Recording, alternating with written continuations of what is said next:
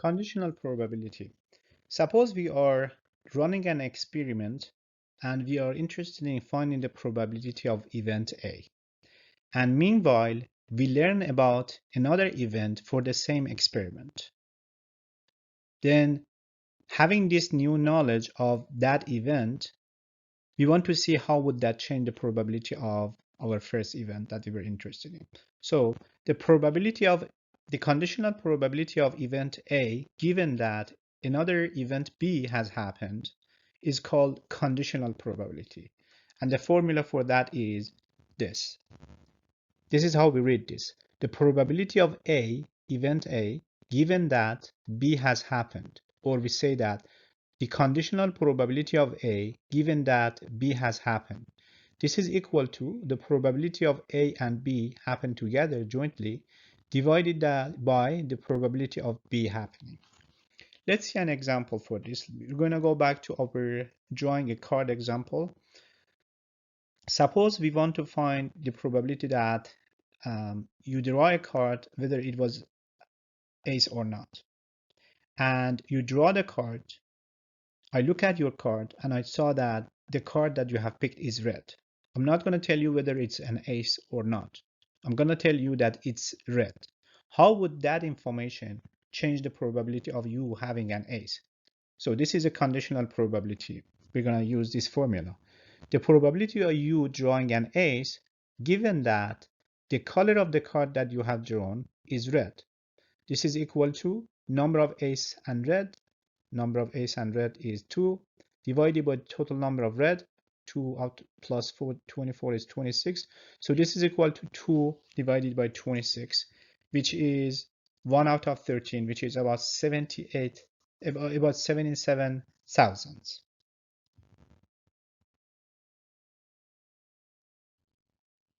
Let's work on a practice problem. In a used car lot, 70% of the cars have an AC and 40% of the cars that have CD player. 20% of the cars in the car lot have both. Suppose that we randomly select a car from the car lot and we see that it has an AC. What is the probability that that car that has AC has a CD player? So please pause, work on the problem, and then come back to see the solution.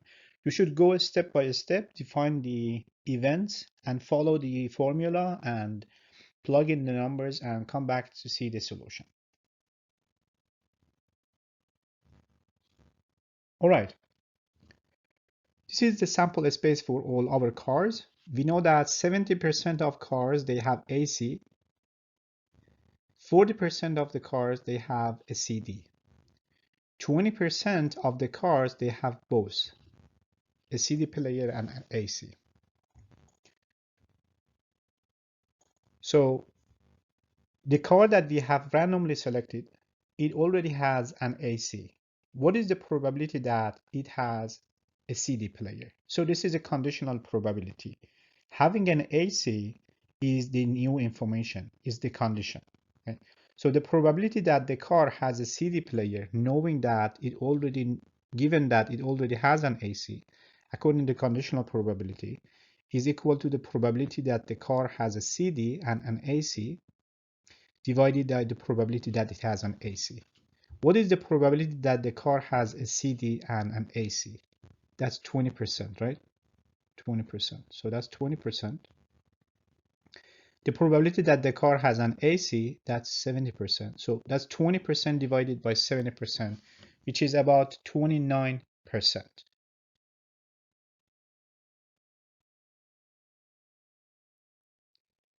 Independency in the context of probability. In probability context, two events A and B are called independent if and only if the occurrence of one does not affect the probability of the occurrence of the other. If and only if means it's a two-way relationship. It's if one is true, the other one is true, and vice versa.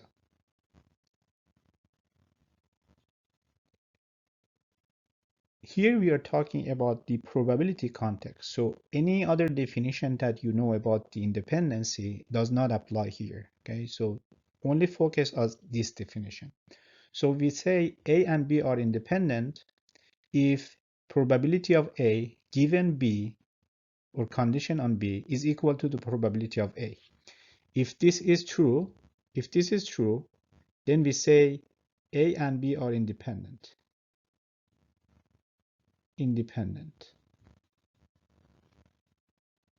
On the other hand, if we say that A and B are independent, then this is true. Probability of A given B equal to probability of A. Let's see an example. The two events ace and red in drawing a card that we had before. These two events are independent. Why?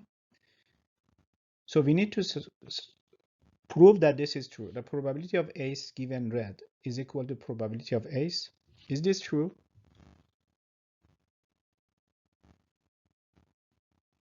Is this true? Let's find this probability first. The probability of ace given red.